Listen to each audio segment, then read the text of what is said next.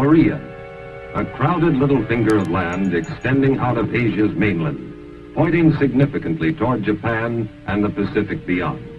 A nation not much larger than our state of Minnesota, but acre for acre, one of the most violently mountainous areas on Earth. Today, the capital city, Seoul, is largely restored, rising from the rubble of almost total destruction to become at least somewhat like her old self. The Capitol building wears a new dome, but nothing short of complete rebuilding will ever erase the battle scars in these walls. As Koreans today know it, the peace is an uneasy armistice in a divided nation. But with the dogged stoicism of a culture 4,000 years old, they go about the business of living, knowing as they do that for the living, there is no other course. In the markets, the scrap pile school of architecture prevails, but business is as colorful, noisy, and aromatic as it ever was. North of Seoul, the mountains rise in sharp volcanic disorder. Green foliage has returned to slopes once blasted bare by TNT and napalm, but at the summits, eyes still keep watch to the north. Along the demilitarized zone, or DMZ, entrenched forces face one another across no man's land. Here, the armistice decreed, the armies would pull back from one another, forming a buffer zone among the mountains. Once again, Korea, the ancient mountain kingdom of Chosen, is in fact the land of the morning calm. But no one forgets June 25th, 1950. It was still dark, 4 o'clock on a Sunday morning.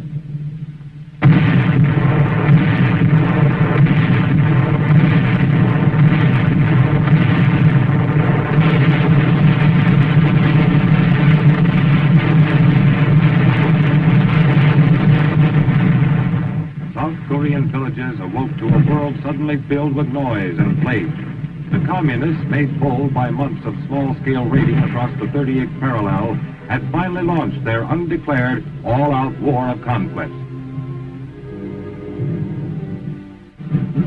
Half a world away in Washington, President Truman took immediate action, saying, "In these circumstances, I have ordered United States Air and Sea Forces to give the Korean government troops cover and support."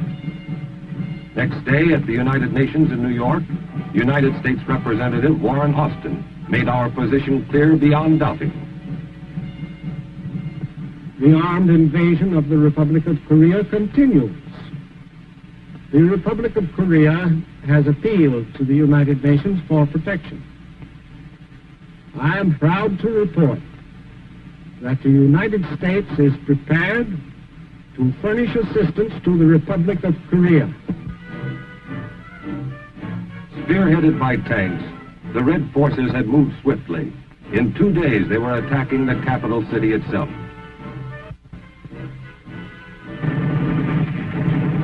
Seoul fell the next day, June 28th. By June 30th, the communists had crossed the Han River south of Seoul and fought through the rail city of Yongdong-po. With their heavy Russian-made tanks, they thrust aside South Korean resistance, racing down the corridor which led through Anyang toward Suwon. Here the helpless and homeless gathered, only to be told they must flee still farther southward. Everywhere they saw their outnumbered countrymen rushing north to join the battle. Less than a dozen combat planes were available, several of them piloted by Americans. The Korean-American Volunteer Group. What little you could do with only 10 aircraft, we did.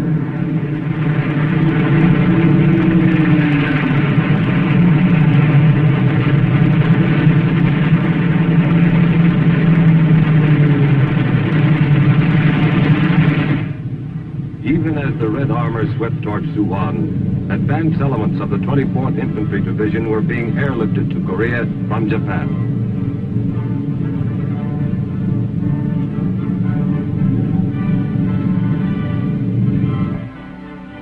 Their coming was known to the people. They were welcomed with cheering. 4 days later, they met the enemy south of Osan, and the cheering was forgotten. I was scared. I didn't know it was going to be like that.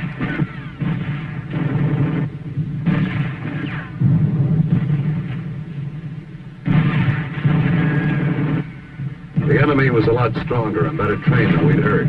Some guys thought we'd have it easy. It didn't work out that way. Retreat. The few heavier weapons covered each withdrawal as best they could.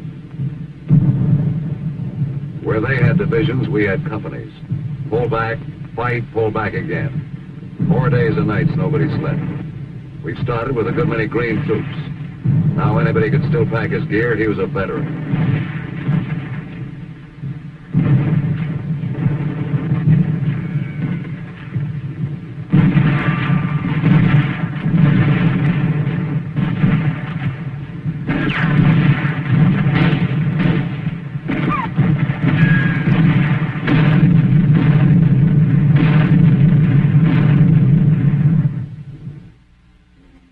Help was on the way. In Busan to the south, more 24th Division troops and equipment were arriving by ship. Not enough. Not nearly enough. But it was a start. Generals Walton H. Walker and William Dean had a tough assignment. Undertake the work of several divisions with elements of only one. One day I looked up and there they was. Man, if I said those fresh troops looked good, I'd be lying. They were beautiful. Not only just troops, but trucks, more heavy stuff, and tanks.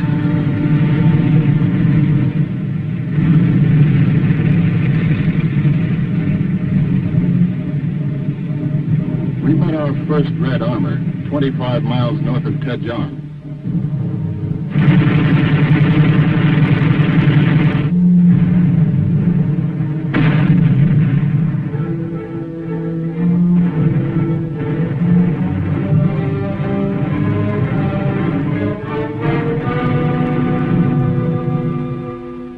July 13th, Yokota Air Base, Japan.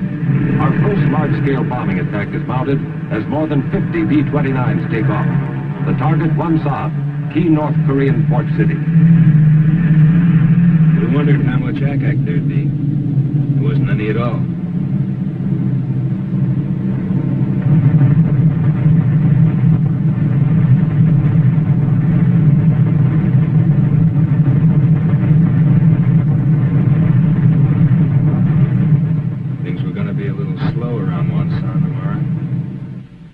As the communists moved south toward Daejeon, we pulled back across the Poon River.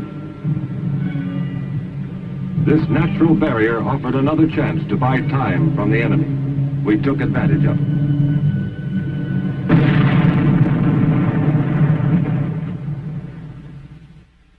The Air Force was playing a leading role in our attempt to delay the communist advance.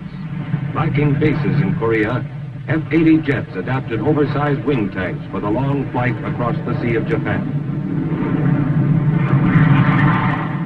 Angel 5 to Doford, over. Doford to Angel 5, request fire on enemy column due north, your position. Angel 5 to Doford, receive your transmission, will proceed, over. Doford to Angel 5, good luck.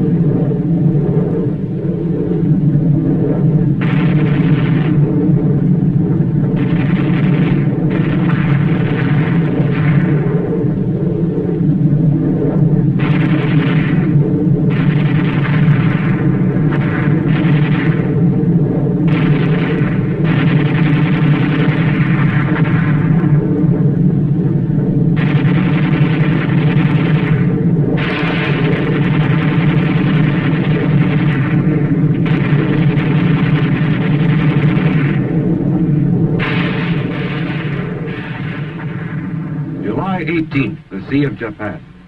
A Navy task force approaches the east coast of Korea. Destination, Pohang. Mission, to land the men and machines of the 1st Cavalry Division. The Korean battle line was moving rapidly on all fronts. Only on arrival were the troops informed that the landing would be unopposed.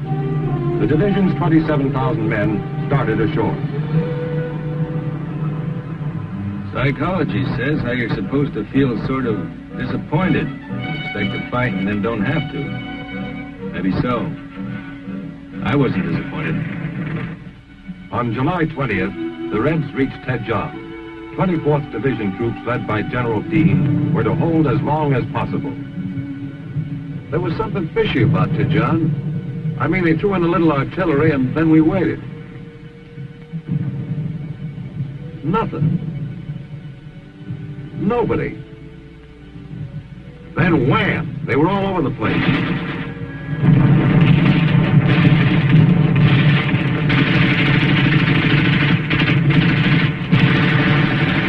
We found out we were surrounded. It was a case of move out fast or stay put for good.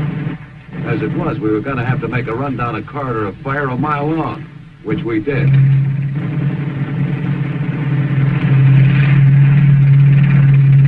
We had bought more time, but Daejeon was gone, and with her, General Dean.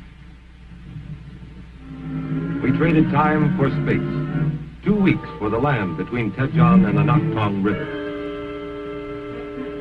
From behind the wide, deep waters of the Naktong, we could test our growing strength. We cut the bridges and poured our fire on the opposite banks.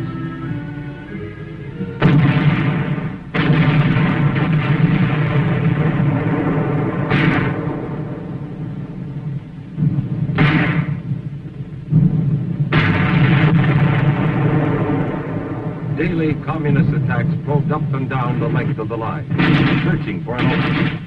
Daily we leveled upon those attacks all the firepower at our command. The line held. In the north and eastern sectors, our OK troops had recovered from the first shattering blows they had taken. They would retreat no more. Where tanks are concerned, Korea is no place to have a war. There's only 2 directions, up the hill and down the hill. And that perpendicular terrain puts armor in a straitjacket. Still, you do what you can. With a little added elevation, a tank's rifle can be darn good artillery. We found a way to get that extra elevation. It worked fine.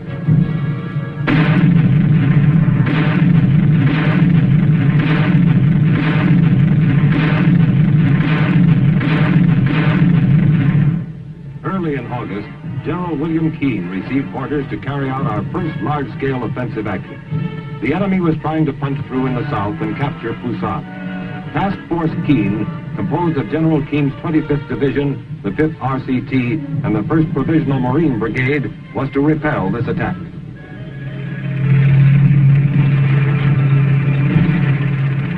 It was the 6th of August.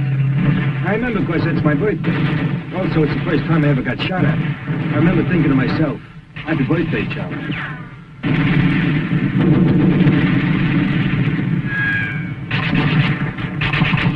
The word came down. Time to move again. We had to get to high ground. There's the base of fire. The armor took charge of the low ground. And from the ridge line, sparked by the Marine Brigade, foot soldiers unleashed their fire. Methodical, concentrated, deadly.